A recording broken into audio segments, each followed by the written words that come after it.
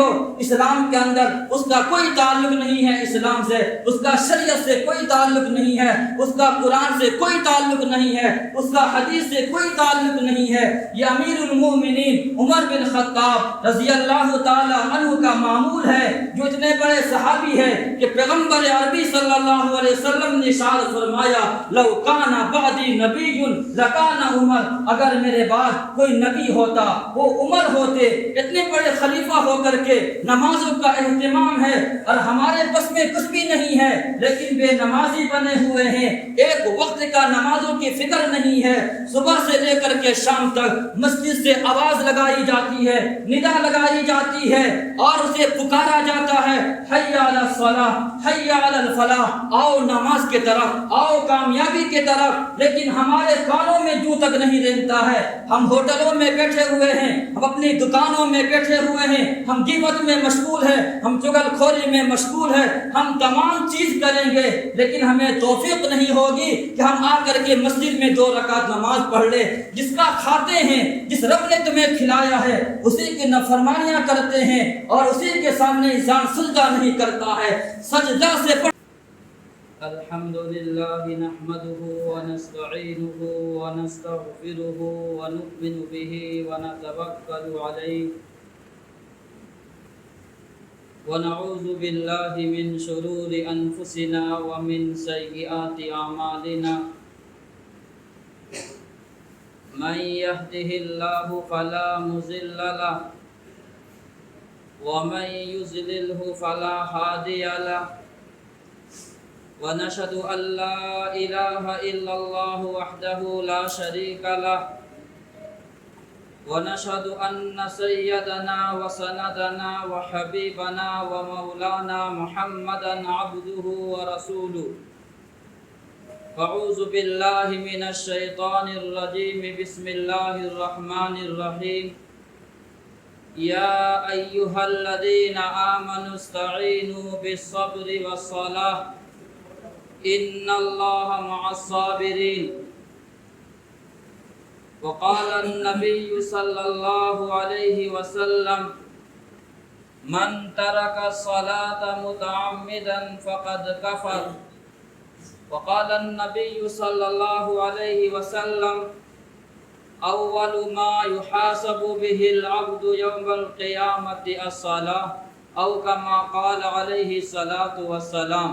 اللهم صل على محمد وعلى آل محمد كما صليت على إبراهيم وعلى آل إبراهيم إنك حميد مجيد، اللهم بارك على محمد وعلى آل محمد كما باركت على إبراهيم وعلى آل إبراهيم إنك حميد مجيد۔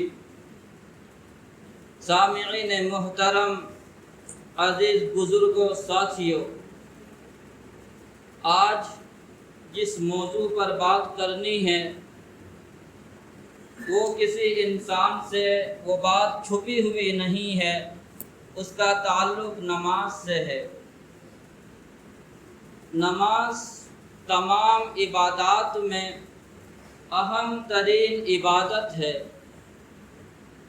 جس انسان کی زندگی میں نماز نہیں ہے وہ اپنے آپ کو مسلمان کہلاتا پھرے، لیکن شریعت اسے پکا سچا مسلمان نہیں کہتی ہے۔ آج امت اس اہم ترین عمل کو چھوڑ دیا ہے، آج امت اس عمل سے منہ پھیر لیا ہے، آج امت اس عمل کو ہلکا سمجھ لیا ہے، جبکہ سرور دو عالم احمد مجتبی محمد مصطفیٰ صلی اللہ علیہ وسلم کا معمول اور صحابہ کرام رضوان اللہ تعالی علیہم اجمعین کا معمول یہ تھا۔ اگر ان سب سے ساری چیزیں چھٹ جائے کوئی بات نہیں ہے، لیکن زندگی سے نماز نہیں چھوٹنی چاہیے۔ آج ہم اور آپ جس ماحول سے گزر رہے ہیں اور آج اور ہم جس زندگی سے دو چار ہے وہ یہ امت یہ ہے، یہ سمجھتی یہ ہے کہ یہ کوئی معمولی عمل ہے، جی چاہے تو مسجد آ جائے، جی چاہے تو مسجد سے چلا جائے، کوئی بات نہیں ہے۔ لیکن قرآن کریم کی بے شمار آیات، احادیث مبارکہ اس بات پر دلالت کرتی ہے کہ ایک آیات نہیں، ایک حدیث نہیں، بلکہ بے شمار احادیث ہے جس کے اندر رحمت عالم، رحمت کائنات، رحمت کونین صلی اللہ علیہ وسلم نے نماز کے بارے میں امت کو تعلیم دی ہے اور پیغام دیا ہے اور سبق سکھلایا ہے اور درس دیا ہے کہ اللہ کے نبی علیہ السلام نے ارشاد فرمایا اسلام کی بنیاد 5 چیزوں پر ہے۔ 5 چیزوں میں سے آپ نے تفصیل بیان فرمائی ہے، ان میں سے ایک رکن آپ نے فرمایا کہ نماز قائم کرنا یہ اسلام کی بنیادوں میں سے ایک بنیاد ہے۔ بنیاد کا مطلب یہ ہے ایک عمارت ہے، اگر آپ گھر بنائے اور عمارت کھڑی نہ کرے تو وہ گھر گر جائے گا، وہ چھت گر جائے گی، وہ گھر نامکمل ہوتا ہے۔ اسی طریقے سے اگر زندگی میں سارا کچھ ہے لیکن نماز نہیں ہے تو آپ جو ہے آپ صحیح معنی میں مسلمان نہیں ہے، آپ صحیح معنی میں انسان کہلانے کے لائق نہیں ہے۔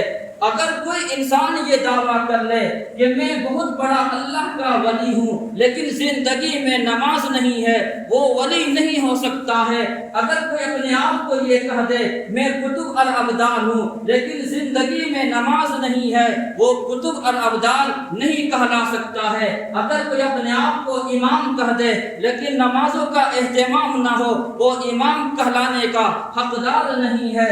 شریعت تو ہمیں یہاں تک کی تعلیم دی ہے اقیموا الصلاۃ وآتوا الزکاۃ، نماز قائم کرو، زکوٰۃ ادا کرو۔ نماز پڑھنے کے لیے مسلمانوں کو کہنے کی ضرورت ہے، مسلمان اور نماز دونوں میں جوڑ ہے۔ جو مسلمان ہوگا وہ نمازی ہوگا، جو نمازی ہوگا وہ مسلمان ہوگا۔ صرف مسلمان کرتا پجامہ پہننے کا نام نہیں ہے، صرف مسلمان داڑھی رکھنے کا نام نہیں ہے، صرف مسلمان چند زندگی بسر کر لے سنت کے مطابق اس کا نام مسلمان نہیں ہے۔ مسلمان تو اسے کہتے ہیں جس کا ظاہری سے لے کر کے باطنی تک، پاؤں کے ناخنوں سے لے کر کے سر کے بالوں تک اسے سنت رسول کے مطابق زندگی گزارنے والا اور سنت رسول کے مطابق عمل کرنے والا جو انسان ہوگا وہی مسلمان کہلائے گا۔ تو قرآن کریم نے بے شمار آیات ہے، وہ چند آیات آپ کے سامنے ہم رکھ رہے ہیں۔ ایک اور موقع پر اللہ تعالیٰ نے فرمایا، 21واں پارہ ہے، فرمایا ان الصلاۃ تنہی عن الفحشاء والمنکر، نماز انسان کو بری باتوں سے، بے حیائی سے روک دیتی ہے۔ انسان اگر نمازی بن جائے تو بہت سارے گناہ کے کام خود بخود چھٹ جاتا ہے۔ اگر انسان خدا نہ خواستہ کسی گناہ کے اندر ملوث نظر آتا ہے، اسے پیغام یہ ہے، اسے درس یہ دیا جا رہا ہے قرآن کی آیات کی روشنی میں وہ نمازوں کا اہتمام کرنے والا ہو جائے، نمازوں کو اپنی زندگی میں لے آئے۔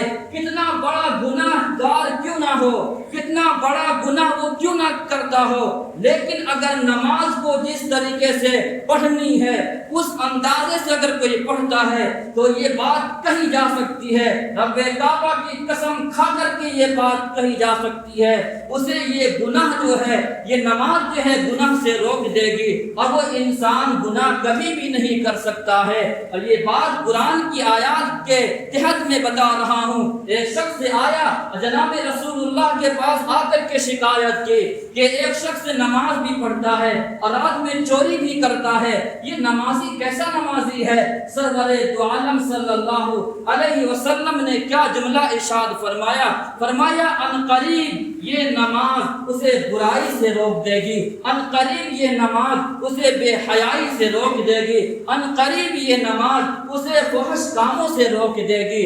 اس لیے انسان یہ چاہتا ہے، کوشش یہ کر رہا ہے کہ کوئی گناہ ہم سے چھوٹ نہیں رہا ہے، بد نظری کا شکار ہے اور طرح طرح کی گناہ کے اندر ملوث ہے، زندگی میں نماز کو لے آئیے، سارے مسئلوں کا حل آپ کا ہو جائے گا۔ یہ قرآن کی آیات اور احادیث طیبہ کی روشنی میں بات کہی جا رہی ہے۔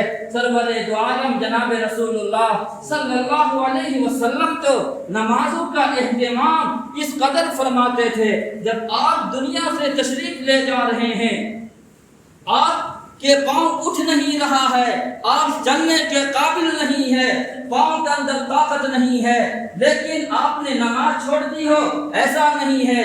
آپ ایک طرف حضرت علی رضی اللہ تعالی عنہ، دوسری طرف حضرت عباس رضی اللہ تعالی عنہ، دونوں کے سہاروں کے اوپر آپ جاتے ہیں، پاؤں کو گھسیٹتے ہوئے مسجد کی طرف روانہ ہوتے ہیں اور مسجد میں جا کر کے با جماعت نمازوں کا اہتمام کراتے ہیں اور خود بھی اہتمام کرتے ہیں۔ یہ نبی اکرم صلی اللہ علیہ وسلم نے اتنی تکلیف کی اٹھائی، اتنی مشقتیں کی اٹھائی ہے۔ اللہ کے نبی تو تمام گناہوں سے بخشائے تھے، سرور دو عالم کے ذمے میں کوئی گناہ نہیں تھا، کوئی خطا نہیں تھا، لیکن پھر بھی نمازوں کا اتنا اہتمام کر رہے ہیں۔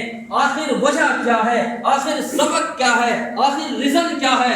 وجہ یہ ہے، یہ امت کو تعلیم دینا تھا کہ میں دنیا سے جا رہا ہوں، میری زندگی آخری زندگی ہے، میں چلنے کے قابل نہیں ہوں، میں بیمار ہوں، لیکن دیکھو میری حالت دیکھو، میں جا رہا ہوں، میری زندگی سے نماز نہیں چھوٹ رہی ہے۔ یہ تعلیم ہے۔ آج اسی امت نے اس تعلیم کو، اس پیغام کو، اس نماز کو چھوڑ رکھا ہے اور اپنے آپ کو مسلمان کہلاتا پھرتا ہے، اپنے آپ کو کہتا ہے میں ڈاکٹر ہوں، میں انجینئر ہوں، میں پروفیسر ہوں، میں بڑے بڑے عہدے کا مالک ہوں، ذمہ دار ہوں۔ آپ کچھ بھی ہے، لیکن اگر آپ کو التحیات نہیں آتی ہے، اگر آپ کو درود پاک یاد نہیں ہے، اگر ثنا یاد نہیں ہے، اگر نمازوں کا اہتمام آپ کی زندگی میں نہیں ہے، دنیا آپ کو کچھ بھی کہہ دے لیکن شریعت آپ کو مسلمان کہنے کے لیے تیار نہیں ہے۔ اس لیے ہر انسان اپنے گریبان میں جھانکے اور سوچ لے کہ وہ کون سا جرم ہے، وہ کون سا گناہ ہے، وہ کون سی خطائیں ہیں، وہ کون سی چیزیں ہیں کہ جس کے بنا پر ہم مسجد تک آ نہیں سک رہے ہیں۔ ہر جمعہ میں ہر جگہ لوگ نمازوں کے بارے میں دعوت دے رہے ہیں، تبلیغ کر رہے ہیں، لیکن ہمارا دل مسجد میں آنے کے لیے تیار نہیں ہے۔ آخر ہم نے وہ کون سا گناہ کر رکھا ہے کہ رب العالمین نے ہم سے سجدے کی توفیق کو چھین لیا ہے، ہم سے رب العالمین نے نماز جیسی عبادت کو چھین لیا ہے، ہم سے رب العالمین نے دعا جیسی نعمت کو چھین لیا ہے، ہم سے رب العالمین نے بہترین عمل کو چھین لیا ہے۔ انسان تصور کرے اور اس گناہ کو چھوڑ دے تو انشاءاللہ امید کی جا سکتی ہے کہ رب العالمین آپ کو توفیق عطا فرما دے گا اور آپ مسجد تک آنے والے بن جائیں گے۔ سرور دو عالم جناب رسول اللہ صلی اللہ علیہ وسلم کا معمول یہ تھا، جب آندھی آتی تھی، جب کوئی نیا مسئلہ آتا تھا، جب گھبراہٹ اور پریشانی ہوتی تھی، تو آپ سب سے پہلے اگر کہیں جاتے تھے اس کا نام مسجد ہے، مسجد کی طرف آپ جاتے تھے۔ یہ تعلیم ہے پیغمبر دو عالم صلی اللہ علیہ وسلم کی۔ آج امت سے یہی بات کہی جا رہی ہے کہ نوجوانوں تم کہاں کھڑے ہو؟ تم یہ نہ سوچو کہ ہم مسجد نہیں آتے ہیں، ہم نماز نہیں پڑھتے ہیں، نہیں، غلطی تمہاری نہیں ہے، رب نے تمہارے سے توفیق کو چھین لیا ہے۔ رب جس سے ناراض ہوتا ہے اسے رزق نہیں چھینتا، اسے مال و دولت نہیں چھینتا، رب اس سے سجدے کی توفیق کو چھین لیتا ہے، رب اس سے عبادت کے لذت کو چھین لیتا ہے۔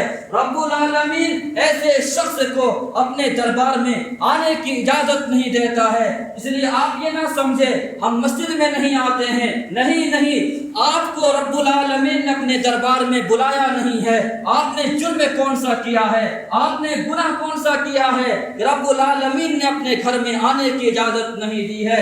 اس لیے نوجوانوں، مسلمانوں، تمام لوگوں سے یہ بات کہی جا رہی ہے کہ جو انسان نمازوں کا اہتمام کرتا ہے، جس کی زندگی میں نماز آ جائے، تمام مسئلوں کا حل رب نے قرآن میں اور رب نے نماز میں رکھا ہے۔ ایک مرتبہ سجدہ کر کے تو دیکھیے، ایک مرتبہ مسجد آ کر کے تو دیکھیے، ایک مرتبہ نماز کے اندر کھڑے ہو کر کے تو دیکھیے، ایک مرتبہ اپنا تعلق خدا سے جوڑ کر کے تو دیکھیے، ایک مرتبہ اپنا تعلق مسجد سے جوڑ کر کے دیکھیے تو ذرا صحیح آپ جن مسائل سے دوچار ہے، آپ جن مسائل سے زندگی بسر کر رہے ہیں، تمام مسئلوں کا حل اللہ نے مسجد میں رکھا ہے۔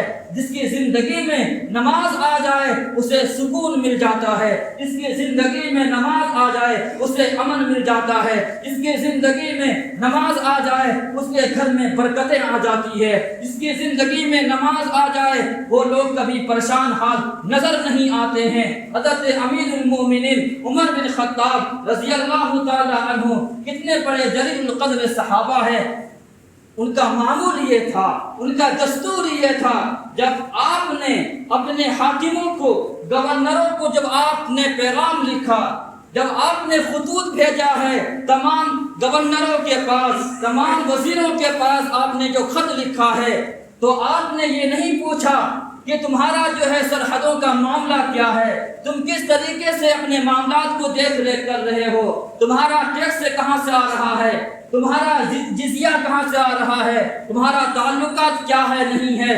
حضرت عمر بن خطاب رضی اللہ تعالی عنہ نے جو جملہ لکھا، موطا امام مالک حدیث کی کتاب ہے، اس کے اندر جملہ لکھا، ان اہم امرکم عندی الصلاۃ، فرمایا عمر بن خطاب رضی اللہ تعالی عنہ نے اپنے حاکموں کو، اپنے گورنروں کو کہ تم لوگ جو اپنے سرحدوں میں کام کر رہے ہو مبارک ہے، لیکن میرے نزدیک تمہارے معاملات میں سب سے زیادہ جو اہم ترین چیز ہے وہ نماز ہے۔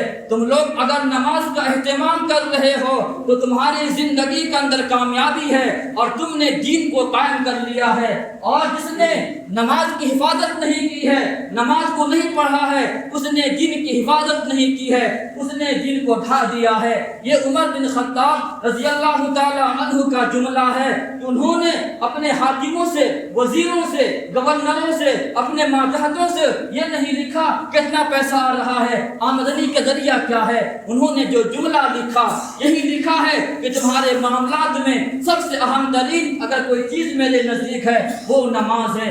اس سے نماز کی اہمیت کا پتہ چلتا ہے۔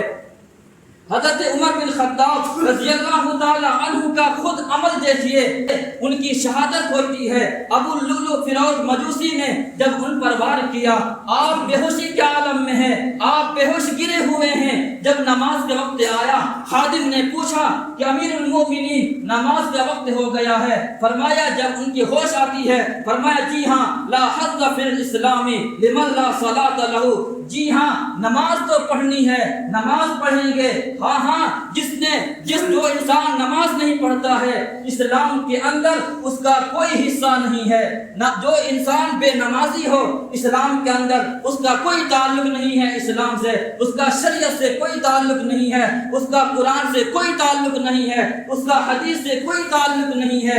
یہ امیر المومنین عمر بن خطاب رضی اللہ تعالی عنہ کا معمول ہے، جو اتنے بڑے صحابی ہے کہ پیغمبر عربی صلی اللہ علیہ وسلم نے ارشاد فرمایا، لو کان بعدی نبی لکان عمر، اگر میرے بعد کوئی نبی ہوتا وہ عمر ہوتے۔ اتنے بڑے خلیفہ ہو کر کے نمازوں کا اہتمام ہے اور ہمارے بس میں کچھ بھی نہیں ہے، لیکن بے نمازی بنے ہوئے ہیں، ایک وقت کا نمازوں کی فکر نہیں ہے۔ صبح سے لے کر کے شام تک مسجد سے آواز لگائی جاتی ہے، ندا لگائی جاتی ہے اور اسے پکارا جاتا ہے، حی علی الصلاۃ، حی علی الفلاح، آؤ نماز کے طرف، آؤ کامیابی کے طرف، لیکن ہمارے کانوں میں جو تک نہیں رہتا ہے۔ ہم ہوٹلوں میں بیٹھے ہوئے ہیں، ہم اپنی دکانوں میں بیٹھے ہوئے ہیں، ہم غیبت میں مشغول ہیں، ہم چغل خوری میں مشغول ہیں، ہم تمام چیز کریں گے لیکن ہمیں توفیق نہیں ہوگی کہ ہم آ کر کے مسجد میں 2 رکعت نماز پڑھ لیں۔ جس کا کھاتے ہیں، جس رب نے تمہیں کھلایا ہے اسی کی نافرمانیاں کرتے ہیں اور اسی کے سامنے انسان سجدہ نہیں کرتا ہے۔ سجدہ سے پڑھ کر کے کوئی عمل انسان کا بہتر عمل نہیں ہے۔ اللہ کے نبی نے فرمایا سب سے بہترین عمل کہ جو عمل سے انسان اللہ کا قریب قریب ہوتا ہے, اللہ کا قرب ملتا ہے, وہ نماز ہے, وہ سجدہ ہے. وہ سجدہ کی آیت میں نہیں پڑھوں گا, سورہ اقرا کی وہ آیت ہے, ورنہ سب کو پر سجدہ فرض ہو جائے گا. اس کا ترجمہ کرتا ہوں کہ جس میں رب العالمین نے فرمایا کہ سجدہ کرو اور میرے قریب ہو جاؤ. معلوم یہ ہوا جو انسان سجدہ کرتا ہے رب العالمین کا قرب ملتا ہے, رب العالمین کا محبوبیت حاصل ہوتی ہے, رب العالمین اس انسان سے محبت کرتا ہے. کون انسان جو اپنے آپ کو نمازی بنائے, کون انسان جو اپنے آپ کو سجدے سے لگا لے, وہ ایک سجدہ ہے جسے تو گراں سمجھتا ہے, وہ ایک سجدہ ہے جسے تو گراں سمجھتا ہے, ہزار سجدوں سے دیتا ہے آدمی کو نجات. یہ یہی سجدہ ہے کہ پیغمبر عربی صلی اللہ علیہ وسلم نے امت کو تعلیم دی ہے. نماز کو ہم بوجھ سمجھ کر کے نہیں بلکہ عبادت سمجھ کر کے پڑھے, نماز کو ہم اللہ کا قرب سمجھ کر کے پڑھے. شیخ الحدیث مولانا زکریا رحمت اللہ علیہ نے فضائل اعمال میں ایک واقعہ لکھا ہے. ایک شخص سے سامان لانے کے لیے ایک جگہ جاتا ہے, جانے کے بعد وہ کچھ سامان خریدتا ہے, سامان خریدنے کے بعد جب وہ آتا ہے ساتھ میں مزدور بھی ہے, وہ سامان مزدور کو دے دیا. آ رہا ہے سامان خرید کر کے بازار سے, راستے میں مسجد آ جاتی ہے. مزدور نے کہا کہ راستے میں مسجد آ گئی ہے, نماز پڑھ لیتے ہیں. اس شخص نے کہا جاؤ تم نماز پڑھاؤ, میں باہر بیٹھا ہوا ہوں. وہ مزدور جاتا ہے, جا کر کے نماز پڑھتا ہے. نماز پڑھنے کے بعد نمازی سب باہر آ رہے ہیں ایک کے بعد دو, لیکن وہ شخص مسجد سے باہر نہیں آ رہا ہے. اس نے چلا کر کے کہا, جھانک کر کے دیکھا کہ تم کیوں نہیں آ رہے ہو؟ تو اس نے کہا کہ مجھے جانے نہیں دے رہا ہے. فرمایا کون؟ فرمایا جس نے تمہیں اندر سے باہر نہیں آنے دیا ہے, وہی ذات نے مجھے اندر سے باہر جانے نہیں دے رہا ہے.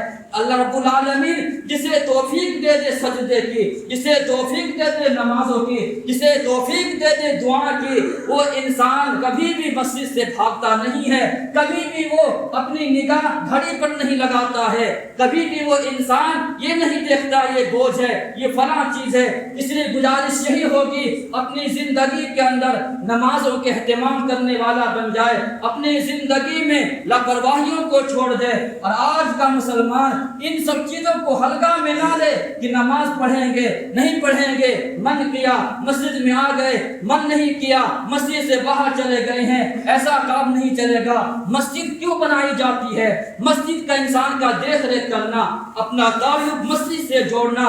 چنانچہ سرور دو عالم جناب رسول اللہ صلی اللہ علیہ وسلم نے ارشاد فرمایا کہ میں ایک شخص کو حکم دوں کہ وہ جنگل سے لکڑیاں لا کر کے لے کر کے آئے, پھر وہ انسان کو میں حکم دوں کہ کوئی انسان اذان دے, پھر اس کے بعد جماعت کہلوائے, جماعت قائم کرے, میری جگہ پر میں اسے نماز کے لیے کھڑا کر دوں, پھر میں ایسے شخص کے گھر میں جاؤں جو انسان بلا کسی عذر شرعی کے اپنے گھروں میں نماز پڑھ لیتے ہیں, مسجد میں نہیں آتے ہیں. یہ کوئی خبر کی باتیں نہیں سنا رہا ہوں, یہ کوئی خبر کی بات نہیں ہے, یہ سرور دو عالم جناب رسول اللہ صلی اللہ علیہ وسلم کی احادیث سنا رہا ہوں. امام بخاری نے, امام مسلم نے, تمام محدثین نے اپنی اپنی کتابوں میں اس حدیث کو نقل کی ہے. لکھا کہ اللہ کے نبی نے فرمایا کہ ان گھروں کو میں آگ لگا دوں جو بلا کسی عذر شرعی کے مسجد میں نہیں آتے ہیں. اگرچہ آپ نے آگ نہیں لگائی لیکن آپ نے ارادہ فرمایا. آگ نہ لگانے کی وجہ یہ ہے گھروں میں عورتیں بھی رہتی ہے, گھروں میں بچے بھی رہتے ہیں, تو ان لوگوں پر نماز جو ہے مسجد میں آنا ضروری نہیں ہے, اس لیے آپ نے گھروں میں آگ نہیں لگائی ہے. لیکن کیا خدا اور رسول کے ناراضگی اس گھر میں نہیں ہے جن گھروں کے لوگ مسجد میں نہیں آتے ہیں؟ کیا ان گھروں میں اللہ کی ناراضگی کا سبب نہیں ہے کہ جن گھروں کے لوگ مسجد سے اپنا تعلق نہیں جوڑتے ہیں, بلا کسی عذر شرعی کے اپنے گھروں میں نماز پڑھتے ہیں, پھر لوگ شکوہ کرتے ہیں کہ ہمارے گھروں کے اندر برکت نہیں ہے, ہمارے گھروں کے اندر رحمت نہیں ہے, ہمارے گھروں کے اندر سکون نہیں ہے, ہمارے گھروں کے اندر امن نہیں ہے, ہماری اولاد بات نہیں مانتی ہے, ہماری اولاد یہاں سے وہاں आवाजें इधर उधर घूमते रहती है, लेकिन मेरा कहना नहीं मानती है। जिस घर पर रब्बुल आलमीन की नाराजगी हो, जिस घर पर रहमत आलम, रहमत कौनैन, मकीन गुंबद खजरा, ला युमकिन सना सल्लल्लाहु अलैहि वसल्लम की नाराजगी हो, उस घर में कभी इंसान चैन से रह सकता है, उस घर के इंसान कभी जो है आसानी के साथ रह सकता है। इसीलिए नहीं, सबसे पहले हमें और आपको खुद नमाज का एहतमाम करना पड़ेगा। अगर इंसान खुद नमाज ना पढ़े, अपनी औलाद को घर का गार्जियन नमाज ना पढ़े, घर का बड़ा भाई नमाज ना पढ़े, घर की माँ नमाज ना पढ़े, बहन नमाज ना पढ़े, फिर अपने बच्चों को किस मुंह से आप कहेंगे कि बच्चा नमाज पढ़ने के लिए जाओ? वो बच्चा आपकी बात कभी नहीं मान सकता है। पहले हम खुद नमाज पढ़ करके दिखलाए, हमारा अमल से, हमारा किरदार से, हमारा कैरेक्टर से, हमारा देख रेख से, रहन सहन से बच्चा सीखता है कि मेरा बाप नमाजी है, मेरा भाई नमाजी है, मेरी माँ नमाजी है, मेरी बहन नमाजी है। वो बच्चा देख देख करके सीखता है, बोलने की जरूरत नहीं है। हदीस है, जनाब रसूलुल्लाह ने इरशाद फरमाया, मुरु औलादकुम बिस्सलाति, अपने बच्चों को नमाज के लिए कहो, नमाज की तलकीन करो। जब वो 7 साल का हो जाए और जब वो 10 साल के हो जाए और नमाज छोड़ता है, नमाज नहीं पढ़ता है, उसे जरा हल्का फुल्का मार भी सकते हो, मारना चाहिए। हालांकि शरीयत की रूह से 10 साल का बच्चे पर नमाज फर्ज नहीं है, लेकिन अल्लाह के नबी ने क्यों इरशाद फरमाया?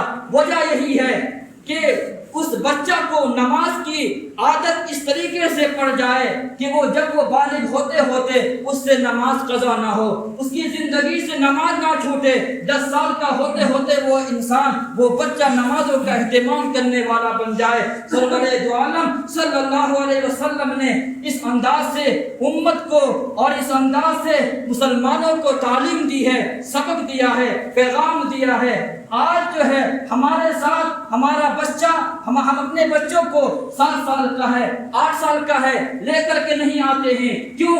इसलिए कि शोर करेगा, इसलिए कि हल्ला करेगा। लेकिन एक बात मैं आपके सामने रखता हूँ कि जब सरवरे दो आलम सल्लल्लाहु अलैहि वसल्लम इमाम है और आने वाला पीछे हजरत हसनैन, हजरत हसन और हुसैन है, आते हैं, जब आप सजदा में हैं, सजदा लंबा हो जाता है, आप जुमा का खुतबा दे रहे हैं, आप अपने नवासे को सीने में लगा लेते हैं, तो नबी अकरम सल्लल्लाहु अलैहि वसल्लम से बढ़ करके नमाजी और हसनैन करीमैन से बड़ा मुत्तकी कायनात में कौन होगा?